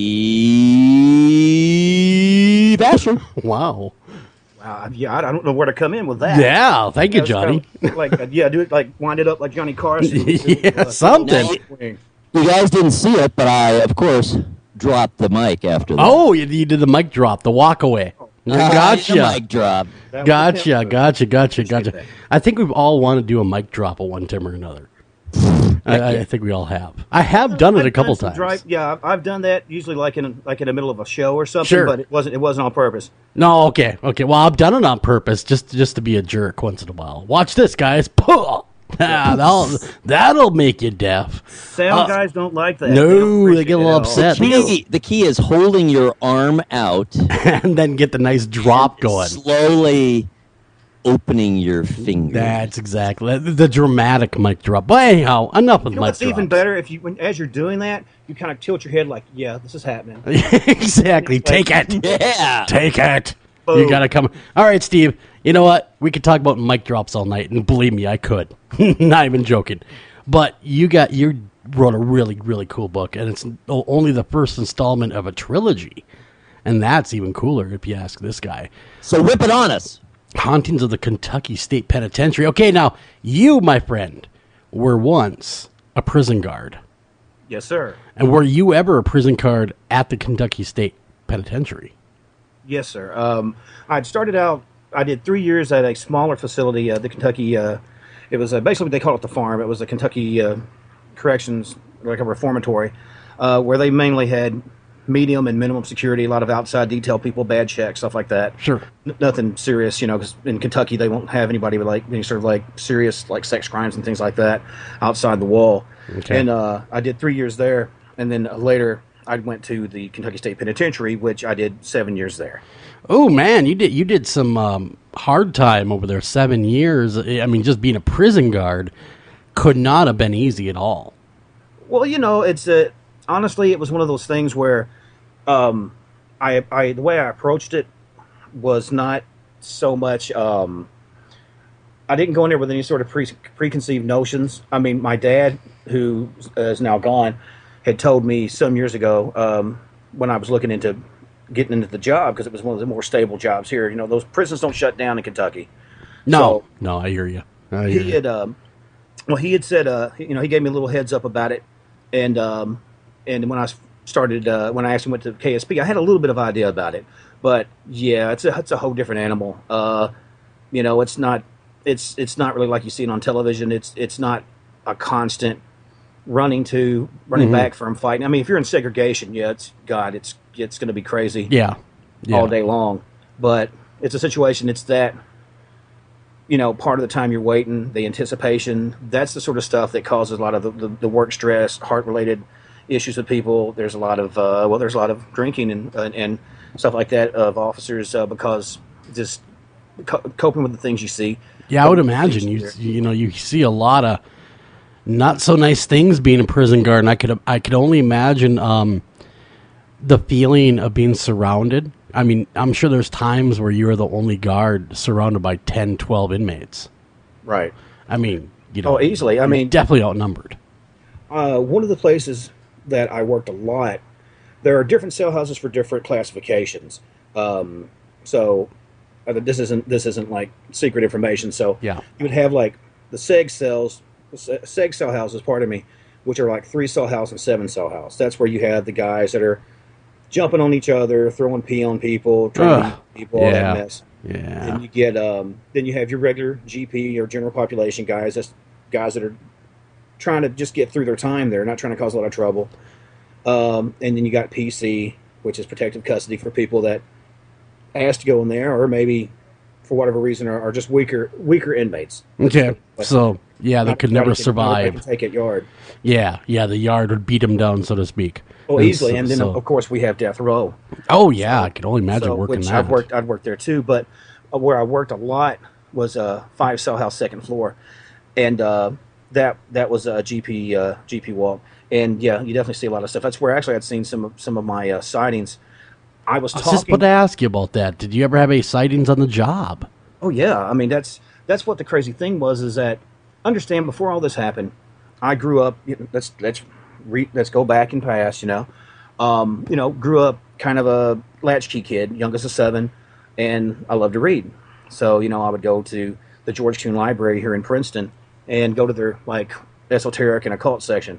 So I'm sitting there, this little quirky, chubby kid, going, do you have anything on, demon possession? Do you have anything on? And these ladies are looking at me like, Jesus Christ, what's wrong with this kid? Yeah, what's wrong? Wow, that one fell off. What, what, hit his head? You don't want to read about baseball? I'm like, that's okay. Baseball got figured out. Yeah. Stuff floating across the ceiling, not so much.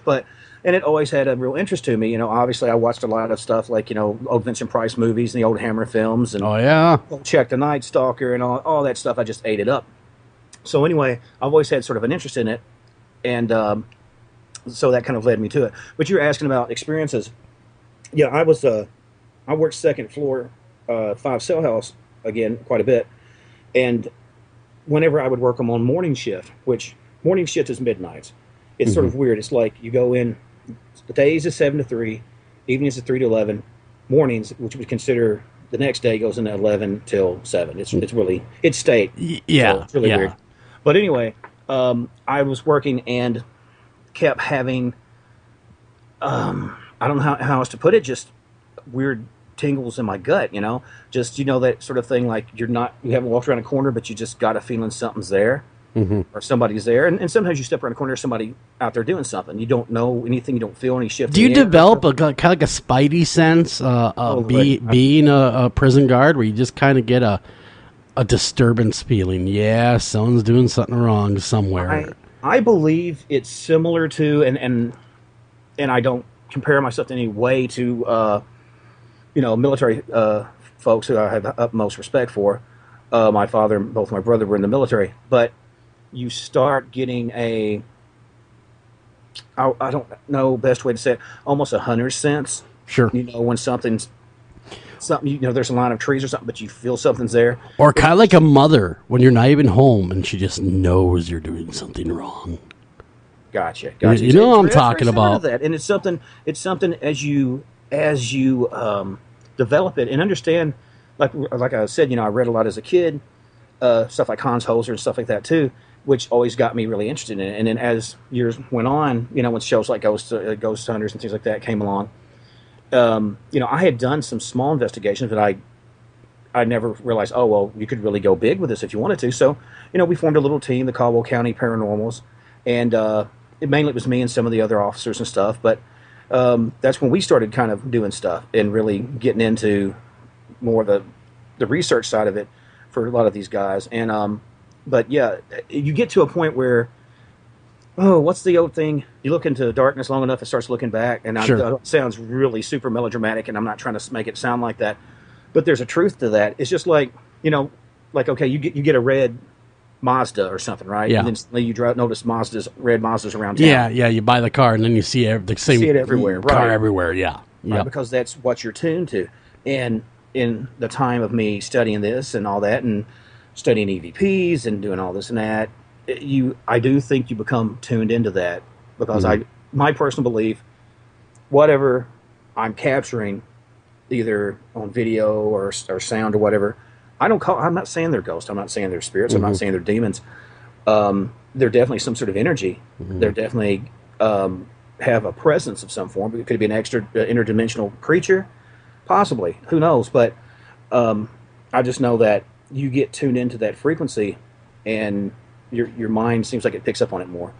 And don't get me wrong, I'm not saying, you know, everywhere I go I see a ghost or a spook or whatever you want to call it, because that would be disingenuous. But it's you're not Haley Joel Osment going, I see dead people. No, I have said that before to my wife, and she's trying to go to bed. She tells me to shut up.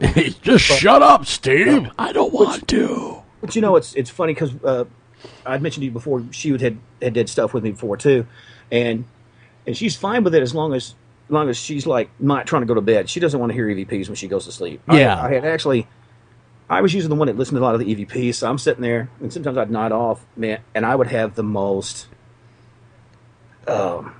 lucid, vivid nightmares. Oh, I can only imagine. I've never nodded off listening to my EVP though. I know it doesn't sound awful, but you got to remember too. You know, we've got X amount of kids, right, running all around the place. Sure. Special needs, and a lot of doctor's appointments and things, and then working midnights on my days off. I try to do this, and usually during the day is when I'd have to study them. That's when I'm usually asleep. Oh right? man, So go to bed. There's been times I wanted to fall asleep, of course, because the investigation is fun, but when you do the evidence analysis, especially the old analog days where it was a whole tape you listen to, it gets a little old hearing this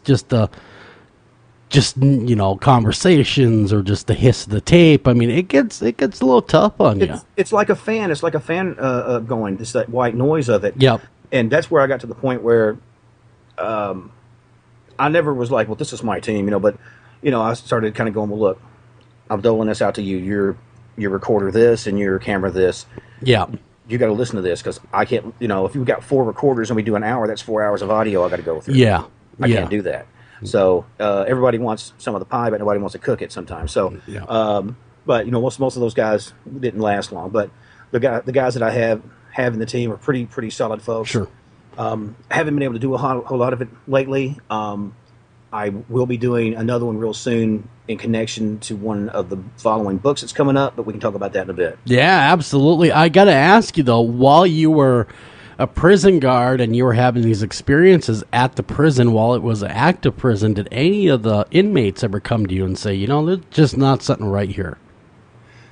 Yeah, I mean, it's one of those things where, all right, and I may have mentioned this to you before. Do you remember the scene in Ghostbusters where Ray comes in and he's, oh my God, and this and that, and Spengler goes, "You're scaring the straights."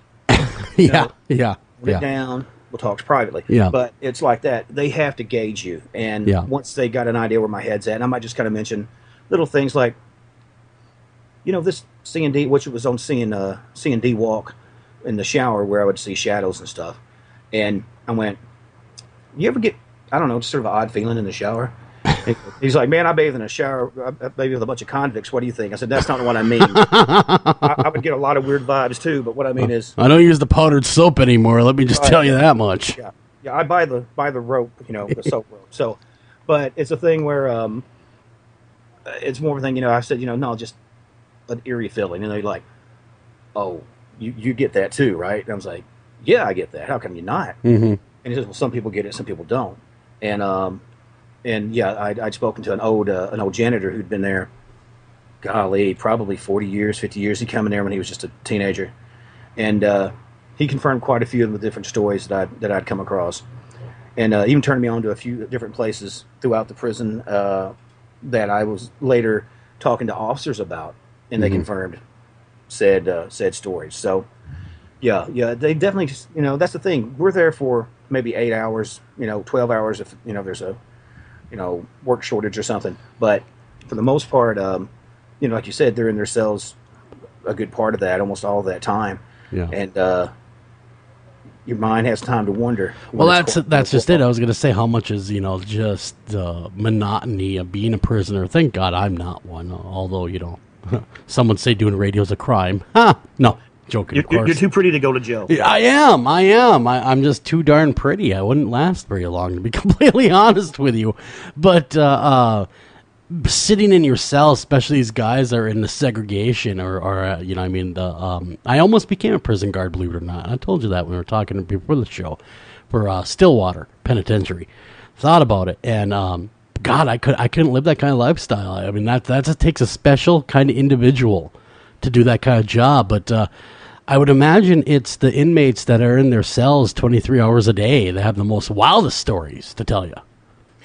Well, I mean, obviously, for sure. I mean, one of the stories I had mentioned was talking about there had been a fire, and they had brought a bunch of people in from North Point. North Point is one of the ones that's closer up toward Frankfurt in that area. Anyway, and we had so many people because if there was a riot, we had to house these people down in the gymnasium. Mm-hmm. And there was an officer that relayed this story that he had from this inmate, and he said he keeps hearing stuff rattling and popping, and he's like, well, there's weightlifting equipment. Maybe something fell over, or a belt, like a weightlifting belt fell, which they're in screens because these guys would kill each other. Sure. But he says, no, that's not that. And so anyway, he kept not wanting to go in there, and the guy said, well, just tell me what's going on with you. Is there somebody threatening you? He doesn't know, right? Yeah. He's trying to size this guy up. So is this some sort of ploy? You're trying to, work me some which way because it happens. And he just told him the story, about he kept hearing this and that coming down the thing, and kept hearing it, and anyway, he was laying down on his bunk, and finally, once he did look up, he saw a partially formed officer, like a semi-transparent, partially. It's like he was missing like parts of his arms and his legs, oh, man. From his knees down, but in the old kind of Green Mile looking, with a stripe down the leg, and back in the old days, they used to have ties, like clip-on ties, and well, think of clip-ons. Imagine they do if they were the old tie ones. I'm sure anything in corrections, it went through a phase of going, oh, well, this is getting people killed. Yeah, that is not working. There's not a lot of proactive in that kind of thing, and I'm not dogging corrections. What's the thing Garrett Moore said? It's been Betty good to me. So, I mean, it, I can't complain. I mean, it sure gave me a good book, I think. I can't say it's a great book. Yeah, I say that. But it's a very good book. It just seems such an active atmosphere, and prisons oftentimes just are magnets for paranormal, to be honest, because I think it's the dread and it's the drama that these people bring with them. Well, you got to remember this as well. As I'm to understand, most of the construction of the especially the outer walls and a lot of the original cell houses was on inmate labor. Mm-hmm. It was literally off the toil of people that are already housed into that situation. They're basically building your own cage. I mean, could you imagine that? Mm-hmm. But not to mention the fact that there's a lot of limestone, quartz, and stuff like that under that area. Not to mention, again, there's a very large body of water that runs right next to it. Where that water is, I don't know if you've ever seen pictures of Kentucky State Penitentiary, but that water that was there.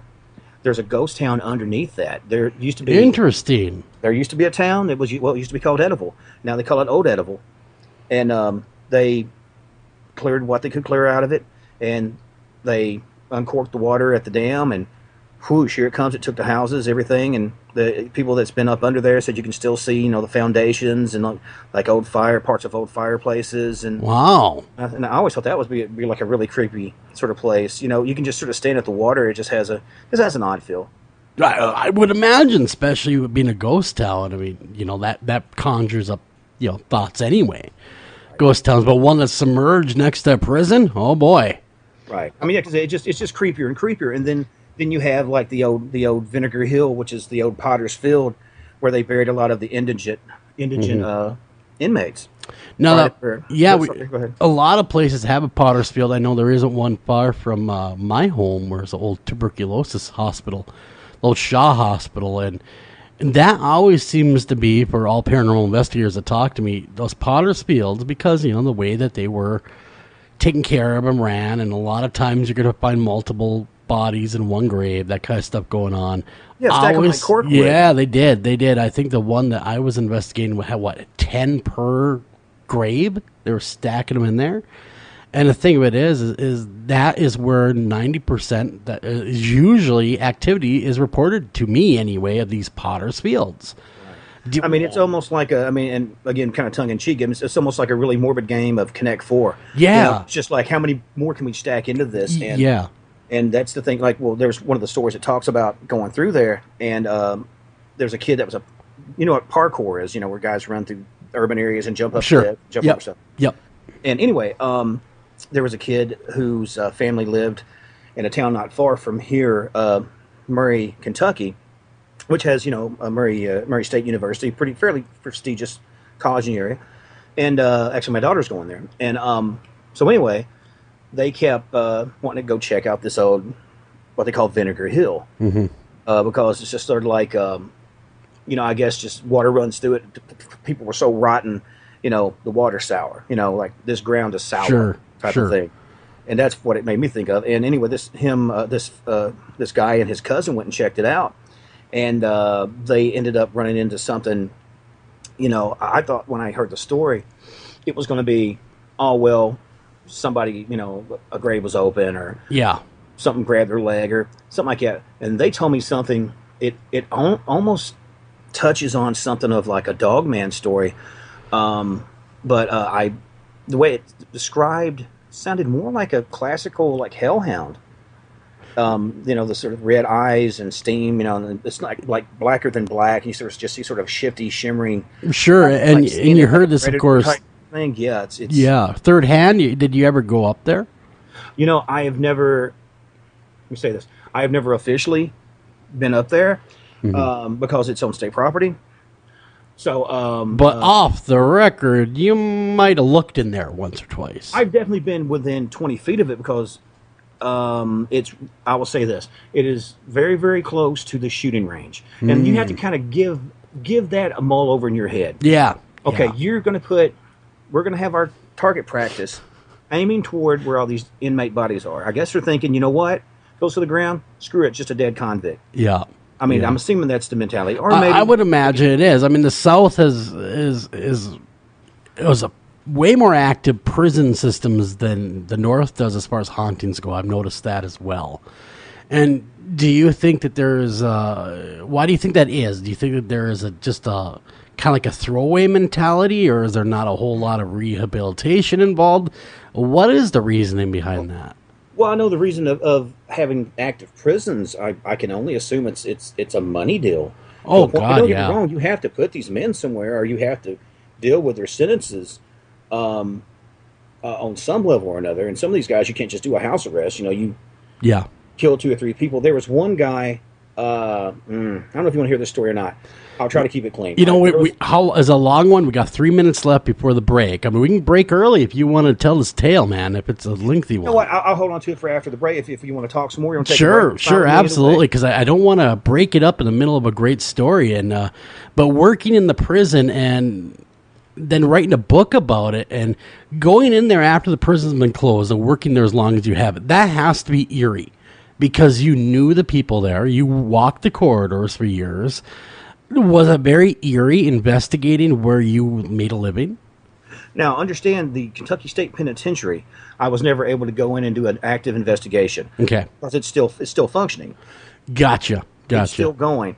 Just like the second book is about Western State Hospital, and it's still active. So most of those stories came from their people. Now, the third one that I'm researching about the Catholic orphanage, now that one has been defunct, and I've investigated it before, and I'm going to be doing a follow-up for the third book. But yeah, like I said, as soon as and I even think I put that in the book, that as soon as they close the doors and it's turned into a museum, you better believe I'm there. Oh, I don't blame you. I'd love to be there with you to walk those halls. I mean, it sounds like something else, man. I want to take you down 15 Walk. That was the old death walk. Yeah. I'm more than game to go, and I know, of course, Eric over there. He's really game to go. Yeah. We were talking before the show about the kind of visible but also kind of the stylistic similarities between the Kentucky prison and the Ohio State Reformatory, which is not far from me here it's in Mansfield, Ohio. And while it was a reformatory versus a hardcore prison, it still over time became overcrowded and a lot of the same problems that attend to any prison, but they look a lot alike. And there's the feel and the images I was seeing of your place, very similar feel to the reformatory, though it has been closed down now for 20-some years. Oh, well, I mean, a rock on your back, you can put all the kind of pretty bows you want to on it. It's still a rock in your back. Well, this is true. That is true. And, it just might be a prettier cage you're in. But yeah. Cage is still a cage no matter the name. Kind of deal. Yeah, well, we got to run a break. We come back. More Mr. Steve Asher when we come back. Don't go anywhere because he's got some good stories to unleash on you guys. And you'll be really scared. Don't get me wrong. You're going to be scared. You're never going to do time. You know what I'm saying?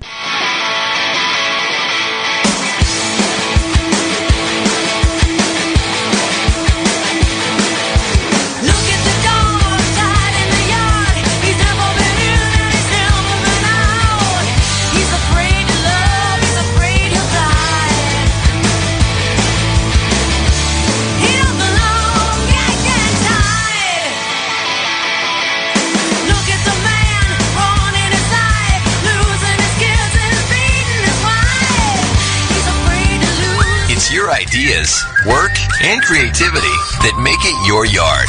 At Ace, we're here to help with hoses and sprinklers to nurture growth, gardening tools for the shape of good things to come, even the right fertilizer and bug killers to make the grass a little greener.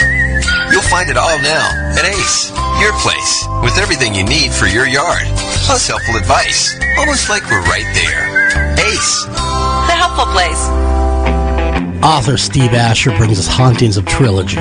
Steve's first book, Hauntings of the Kentucky State Penitentiary. This first installment of the trilogy tells us the tale of the Kentucky State Penitentiary and why it's so haunted. With every turn of the page will be something new and terrifying. Pick up Steve's new book, Hauntings of the Kentucky State Penitentiary, at Amazon.com, Barnes & Noble, and all better bookstores everywhere. Taking a family of 5 to the amusement park can cost a small fortune. Oh, yeah. So to save some money, we thought, hey, let's bring the amusement park to us. Yeah. Go ahead. All right. Step right up, young man. Are you ready to ride the wacky waterfall? That's just the bathtub with the shower head running. Nope, it's the wacky waterfall. It's a shower, Dad. Waterfall. Wacky. There's an easier way to save. To get a free rate quote, go to geico.com. Then buy online, over the phone, or at your local Geico office.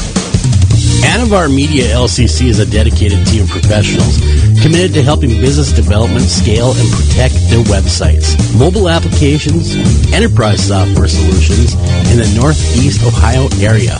Locally owned since 2012, our client-centered values truly sets Anavar apart. Contact us today to learn how you can get 25% off your first project. Call them at 234-380-4852. Again, that's 234-380-4852, or visit them at www.anavar.com. Again, that's www.anavar.com. Do you have a question for our guest tonight? Don't feel like calling the show? Not a problem. Email those questions to afterhoursam@gmail.com. Again, that's afterhoursam@gmail.com.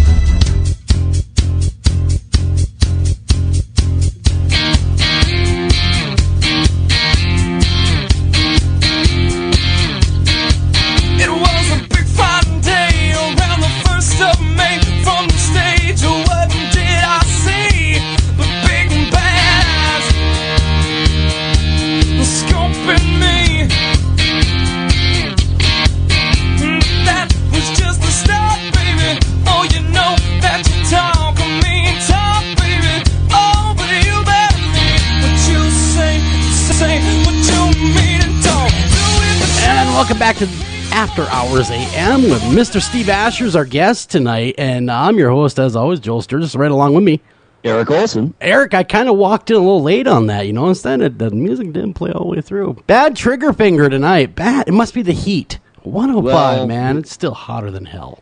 You know, if your finger offends thee, cut it off. Well, no, I don't want to cut off my finger, because how else would I pick my nose? Well, you had 9 more, dude. Oh, that is true. I mean, you know, what are you, greedy? Well, I have. Are you greedy with the phalanges? I do have an attachment to my fingers. Quit bogarting the phalanges. No pun intended with that attachment to the. None whatsoever. Phalanges but there. we are. All right, so Steve Areno, you were about to tell us a tale, haunting tale. Whip it on us, and after that, I'm just getting in word edgewise here. I want to hear your very first? Because I bet you remember it. Paranormal Experience. Everyone remembers their first, man. At the prison. Okay, well, I'll tell you that what I was going to tell you about was, I can't give a name, can't give locations, anything like that. Anyway, but there was a guy named Paul.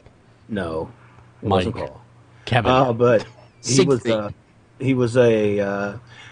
his name was Schmitty. No, his name wasn't Schmitty. Actually, Dick this guy Hungover. was just he was a freak. He was just a real freaky guy. Yeah. And he was a janitor, right? And they always called him Sweaty. Sweaty. Like, listen, no, slow down. Like, like the old SNL, sweaty balls, right? Yep. And so anyway, and I was like, why do they call this guy Sweaty? Which, I mean, he was probably 4.5, 5. He's a big boy. I can see why he was sweaty because, it's on top of that hill. There's no shade. You freeze to death in the winter and you roast in the summer. This is how it is. It's the nature of the rock. Not fun. But anyway, so I was like, well, why do they call this guy?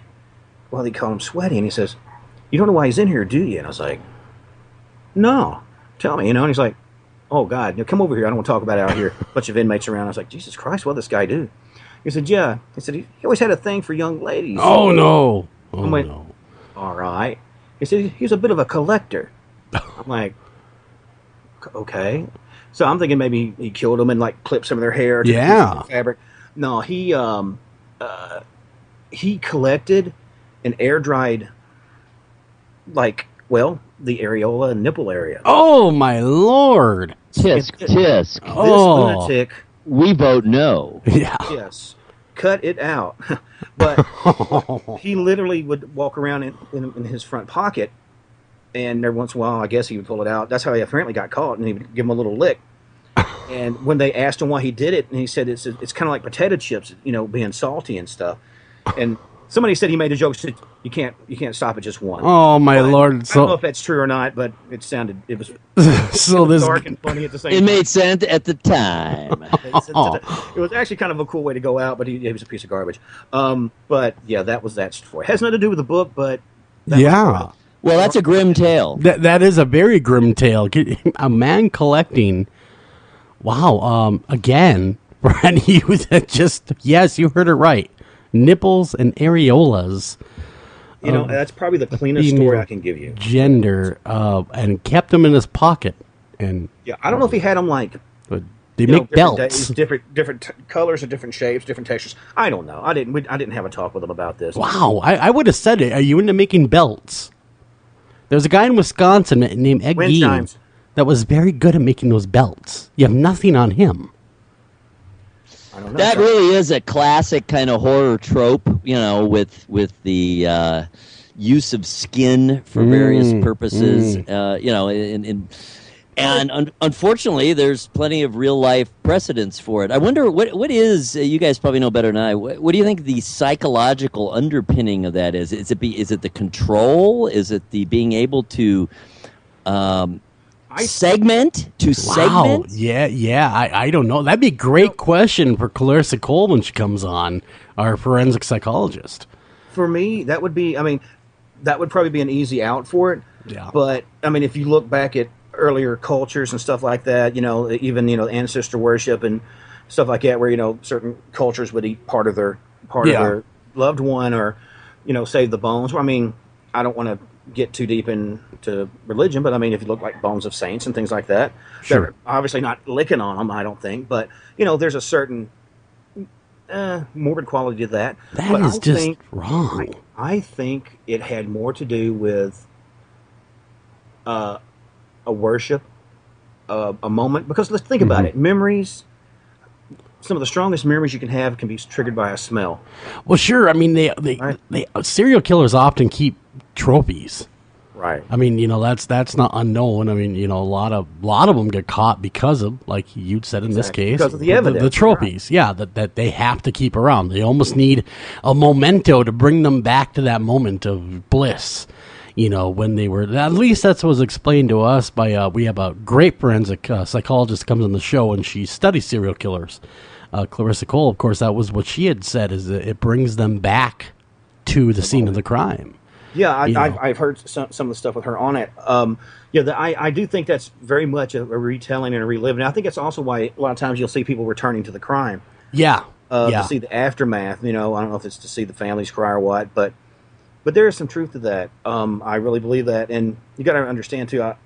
Being in a maximum security prison, I've dealt with cannibals. I've dealt with that type of mindset. Man, I mean that would be, you guys that do that work are a blessed bunch, because I could never. I mean, I suppose if I had to, but I don't want to get in the shark tank, so to speak, with these people. Just because I just don't have that, that kind of mindset to do it. You guys really gotta have nerves of steel to put yourself, really, Steve, in a lot of ways in harm's way. Well, I mean, they can take that place anytime they want it. I mean, you might at any time have on the high end 100, let's just say, just bulk it up for 120, as opposed to a good 900 plus inmates. Just the math doesn't serve you well. I mean, we'd get the place back, but there'll be a lot of blood on the bricks before it's over with. Yeah. And excuse me if some of my terminology is a little guttural. Well, that's all right. We do guttural really well around here. It's the nature of my experiences there. But that's certainly well, I mean, obviously, but what I was going to say was we were talking about Forced Cell House, and one of the stories we were talking about was one of the things where I was working. You got control centers. The old type of cell houses have like a center staircase, and you have a left side and a right side, and you have someone down there at the control board. Sorry, and I was working control boards, and this night down on what they call 20 River, I was seeing sort of like movement back at the far end, because you have cameras, and you would see movement back there, almost like shadow moving across it. And then you would see, I saw like almost out of like a pinpoint, it was really bizarre, forming and swelling up, almost like you're blowing a balloon up, but it was completely illuminated. It was almost like a balloon covered in like radium, and it just blew, and it hovered there, and it cast a light, but it never gave any sort of reflection. It was just really bizarre. And I studied this for a minute, because the other officer that was on the walk officer, he was up on the higher walks. I didn't want to radio him, because this is midnight. You start radioing people, hey, I need you down here. You're going to have 12 guys coming there looking to bump some heads with somebody, right? They're bored on the morning shift. Yeah. So anyway, I said, hey, where are you at? He says, I'm on so-and-so. Okay. He come down. I'm still watching it. Everything good? Yeah, okay. So I'm waiting for it to happen again, and then it happens again, and he's off on another walk. I'm like, man, every time this happens. So I'm sitting there, and finally we end up having a talk, and he's like, what has got you so skittish? I've never seen you act like this. You got a weird look to your face. I said, you won't believe me if I told you. So I explained to him what I saw, and he went, oh yeah, no, well, yeah, that sounds right. I said, what the heck was that, And he says, I don't know. We've seen it a lot. He said, you know what that used to be, right? I said, no. I said, well, back before death row was death row over there, this is where they housed the death row guys. Wow. That's right next to the showers, and there was a lot of people being thrown off the top tiers and died down on those walks. And I said, oh, well, that makes sense. Which I was able to tough it out. This is actually one of the first few times I worked in that cell house. I have another story where the girl had something similar, and her nerves just couldn't handle it. And it's not because she's a female. I've met some really tough gals that work in there, and I've seen some other guys. They hear the gate close their first day behind them. It's like, I know I'm done, and they walk out. So it's you can't gender base that type of reaction. Some things in your gut just says, I'm not supposed to be here, and that's good. That's because you're smart. That's what I always tell them. I said, look, if you leave from here, because they don't want to call him, well, look at that guy, he's a punk and he washed out. I said, no, he's smart. We're the dumb ones. We're staying in here. But I did my 10 in there, and it does weigh on you. And the stuff that you see and you hear, and it does weigh on you. And that's when, I was talking to my wife, and I was like, look, I can do the job. I do the job well. I don't have any problems. It's just I don't feel like I'm making a difference anymore, And that's where eventually, as you know, I started working with special needs adults and teaching them life skills and stuff. But But yeah, it's one of those things. Like you said, you knew right off the bat your gut wasn't right for it. Yeah. I could hang with it. Yeah. But it definitely took a toll on me. Yeah, I would imagine it's got to take a physical, emotional, spiritual toll on you being around that kind of individual. Oh, it's pervasive. I mean, it's a thing where in its insidious. It's a slow change. I've seen a lot of friends to this day. If I'm in a restaurant, yeah, I sit with my back to the door, or not my back to the door, back to the wall. Yeah. I don't like people. I don't like my back to windows. Sure. You know. And which I've heard that of like mafioso guys too. I guess it's sort of a thing you're used to getting somebody after you. You do that. Yeah. You talk to a lot of police officers. They're the same way. It's just it's a side effect. Mm-hmm. Mm-hmm. It's something that you can carry. Exactly. And kind of looking at the book again, and we read it, but you got a few chapters in here that are, you know, all of them are good. Don't get me wrong, but like you have one like Old Red. Now, who was Old Red? Okay, as I understand. Being a facility of that age, and it came up in the mid 1800s.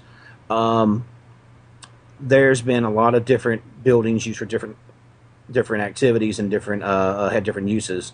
Anyway, at one time there had been an infirmary in the center part of the yard, close to where the track is now today. Anyway, there had been a fire that was set by. So I'm not sure the individual, but long and short of it, a lot of people got hurt, and as I understand the story, there was even some people succumbed to the blaze. Well, what I heard was that there was an inmate, kind of a I don't know how he was sort of red bonish, you know, he had a little kind of a reddish tinge to his skin. So anyway, he older guy working in there, and he was trying to look out after some new kid that had got jumped and molested, and he was in there. Well, apparently the guys tried it were trying to finish a job where he could squill on them and supposedly set fire to the infirmary. Oh, boy. Okay. Well, this guy, Old Red, went and got everyone out, pulled everybody out, and even got this younger boy out who was like a teenager when he went in there. This is, back in early days, and ended up succumbing to the stuff. He died of, inhalation and all that. Well, as they built the new hospital, some of the equipment that was still functioning and things like that, they put in, it's state. You're not going to throw it away. You're going to use, your water 7 times, Yeah. That's the state. And so anyway, some of the stuff ended up down there. And I've worked down there before. And I had a friend of mine. It's so funny because I actually knew him as a young guy. I kind of helped some other jobs I had before. Saw the boy grow up. And just like a lot of guys, once you start having kids in this area, you got to find something that's steady and whatever. And so he started coming to work there for a while. And he kind of called me and he says, "Hey, Asher, what you doing, buddy?" And I could hear a weird sound to his voice. "Man, I'm all right. What's going on with you?" I said, "Just a little weirded out right now." And I went, "Okay, buddy, or somebody on you or something? What's going on?" And he's like, "You work at the infirmary, right?" I went, "Yeah." "Oh, are you at the infirmary?" I mean, and I said it like that. Oh boy, that place. Yeah, God, run. But no, it was just like, okay. And this is overnight. And he said, "Yeah, I'm just here. I guess I'm crazy." I said, "No, I guarantee you're not." And he told me, he said, I'm hearing like rattling." "Okay, rattling." And I said, "Is it like metal on metal?" And he's like, "Yeah." I said, "Yeah. Is it down that left hall?" Said, "Yes." "What it is?" I said, "I'd like to tell you it's an air vent. Check it. Maybe it's an air vent, but probably not." Well, anyway, come to find out, one of the locks would lift up, like someone's lifting it and flicking it, like one of those padlocks. Really? Yeah. Which that was the least of it. I mean, he would have sounds of somebody walking behind him with remember the old kind of wooden heeled boot like they used to have back in the old days. Yeah. And he would hear that kind of that clop, click, clop, click. Man, that would freak me out. And it echoed all through the place. And the cellar to it was, he was in the kitchenette area, and it was going to get some coffee. Well, he was reaching in the little small refrigerator they had for the officers, and he was trying to find something to drink, and he heard somebody. You ever had somebody maybe eating something and they go like, or they're trying to clean their teeth. Yeah. Oh, yeah. That happened right behind his ear. Oh, boy. So he about jumped out of his skin, and he never told me if he wetted himself. I probably would have. I would have peed. Yeah. Well, he ran. He'd come up there and he said, "Man, I'm getting ready to get out of here. I'm getting ready to call somebody to relieve me." I said, "Slow down, slow down." And I explained to it, and I said, "Did it sound like this? Did the boots sound like?" Yeah. He's like, "Man, how did you know?" I said, "I've dealt with the same thing." And I said, "Just go in there and say, look, I'm here to do my job. I'm not here to bother you. I got to finish my rounds. I have no problem with you, but just lay down. As we'd say in prison, just lay down. Let me handle it." Yeah. And he did that, and he didn't have any more problems. Huh. Now, how many violent hauntings have you encountered in the prison? Any? Violent haunt? You mean like hauntings as a result of violence, or like no ones that are violent? Ones where it seemed to seek out to hurt people directly. Like push people over, or really, that you hear all the time in prisons. Usually, like the one that's really good for is the one in Pennsylvania, that penitentiary. Where allegedly there's violent hauntings all over the place. Right. Well, there was Penhurst. Yes, Penhurst. Not Penhurst. What's the one I'm thinking of? It was a giant, one of the very first penitentiaries. Oh, geez, I'm trying to remember where it was located. Exactly, it's right there, but I can't place it. Yeah. It's been on TV 10 million times, and you think I could remember it right now. But it seems like a lot of prisons especially prisons, have a large amount of violent hauntings. Well, I mean, you got to consider if these are the remnants of spirits of the people, if you were kind of a roughneck guy in life, I don't think you're going to turn around and be writing greeting cards in the afterlife. That's probably true. That you're probably right, because we do maintain who we are even after we die. Well, yeah. I mean, and of course, you have to entertain the thought of, do we have souls, and are the souls what make us us, or is our brain what makes us us, and the soul is just sort of like the spark that runs the machine? But yeah, I mean, there was a couple ones like that. The 13th step, where there was a guy and he was working at the top of the hill. Under what they call tin stand, and that was the main wall stand in the penitentiary, because there was wall stands all across the walls, one in the center of the yard, one on the outer lane part of the property. So if anybody got over the fence, well, what's going to happen? They're going to get shot. So anyway, there was a guy, and he kept hearing this weird sort of noise and this kind of sound, and he couldn't place it, and he actually started seeing a manifestation, and it actually paralyzed him. Really?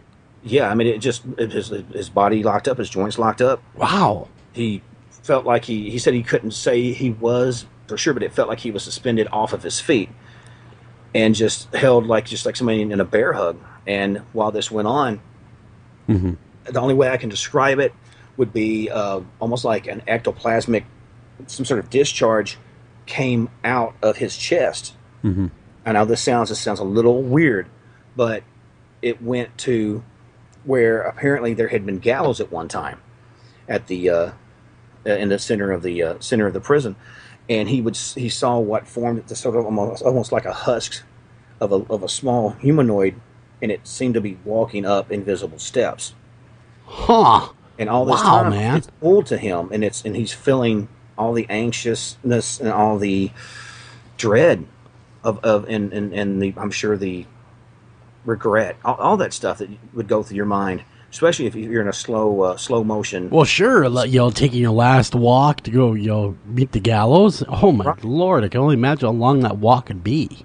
Oh, I mean, I was going to say, the guy explained it to me. It felt like hours, which, I mean, from what I understand, it didn't happen that long. And it was a situation where it happened. It was sort of I don't want to say that. There's certain areas, let's just say there's certain areas in the prison you don't see activity as well. I don't want to say where those are because that's a security risk, but there are certain spots where certain wall stands can't see you, and that happens where it's something to happen. A guy ended up falling, cracking his head up, and he actually come back, way I understand, from dealing with that, and went to day shift for a little while, and ended up, he was a carpenter. His name wasn't Jesus, but he, I was listening to that, but he ended up starting his own little carpentry place and got out of there. But it was one of those, a lot of the stories I've got are folks that lived it, got the T-shirt, and got the out. You know what I'm saying? No, I hear you now. Has any of the wardens or any of the higher ups in the prison ever admitted, yeah, we got haunting problems here? You know, and I'll say this, we have cat problems. We have probably, or they have, probably 20 cats at any given time. There's no policy there. The official policy, there aren't cats there. Okay. They're walking around by your leg. Oh, is that one of those non-existent cats, Captain? Yeah. Uh-huh. Say, what cat? And he'd laugh and he'd walk on. That's how it's worked. And I don't know the warden. Personally, I tried to get an investigation set up when we had a previous warden, and I did contact the office of the warden who was current when I started the book. Sure. And spoke to her or his staff about wanting to come in, maybe get some photos in areas where there's not inmates. Yeah. Just some of the older parts of the prison. Yeah. There's actually the big, heavy doors that were the original doors are up in one upper floors, and I would have loved to got a picture for that, a back picture of that, but it just didn't pan out. You know, it was one of those. Well, I'll speak to him. Usually, we don't do that for books. A lot of red tape is what you're saying. It was a thing too, and I'm sure I'm a non-commissioned person there, so it's one of those things too of going, well, look, if he's interested, he'll call you back. He never called me back, so yeah. And that's okay. And I've ran into similar things with just like we were talking about the second book of Western State. You know, Steve, all you gotta do is do a low-level crime, get thrown in there for a little while, get all the pictures you want, man.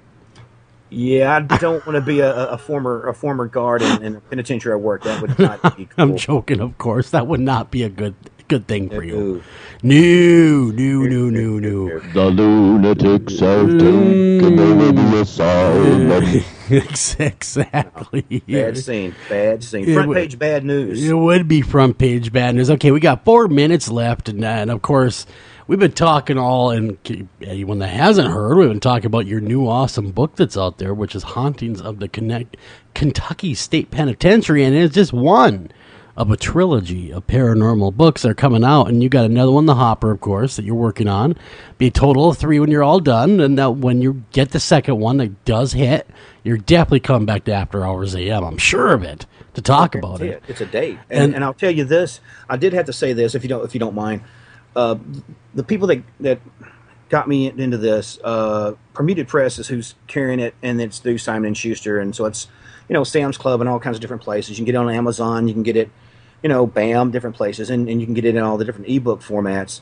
But also, I did want to say, if it's okay, I don't know if this is like my acceptance speech or nothing. Go ahead, man.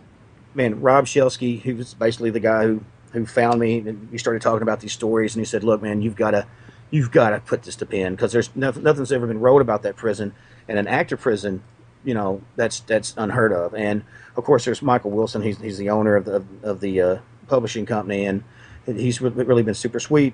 Michael Baugh, Aaron Rainey, all those guys. I'm sure there's some people I forgot, but like I said, here it is. But I tried. I mentioned a few, but yeah, it's one of those things that you're talking about. Western State. It was actually originally called the Western Lunatic Asylum, and that's tentatively going to be the title. Oh. So, and that was back when it was a TB hospital. That's back when they were having the purging and all the ice water shock treatments. Oh, and yeah. All the barbarian stuff going on. But before we run out of time here, and we only got about a minute and a half left, how can people get a hold of you? How they can get a hold of me? Yeah. Well, obviously, I'm on Facebook. I have a writer's page, Steve E. Asher, and you can look that up. You can look me up on. I have a Google page. I have a Twitter page. I've even got the. I'm blanking out the. Are you a Twitter guy yet? Come on, you got I'm tweet. a Twitter guy. Yes, I am a Twitter guy. Good deal. And give me about 3 seconds, and I'll tell you the other one because I'm blanking. Blanking. Instagram. LinkedIn. LinkedIn. All right. So if you want to get a hold of Steve and talk to him at all, if you have any questions about the book or how to get the book and all that kind of good stuff, that's the ways you can get a hold of him. But we got to get out of here, guys. And on behalf of myself, Joel Sturgis, and of course, Mr. Eric Olsen, we'd like to thank you for not only listening, but also making After Hours AM one of the most successful shows of its type out there right now. And the numbers are back in. And of course, we are still sitting at number 1. Well, thank you so much. Until then, take care of each other, love each other, and You know, thank a cop, guys. Thank a cop. Thank you for listening to this edition of After Hours AM, and please remember to like us on Facebook and also follow us over on Twitter.